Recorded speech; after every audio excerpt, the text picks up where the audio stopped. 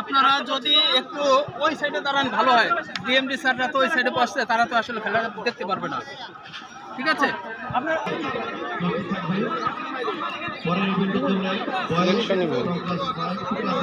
আমাদের দুইটি ইভেন্ট একই সাথে চলছে এখন।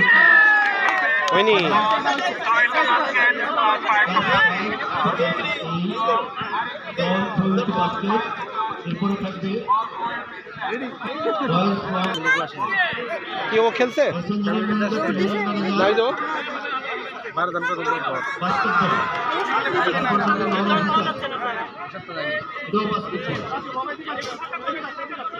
এখন শুরু হতে যাচ্ছে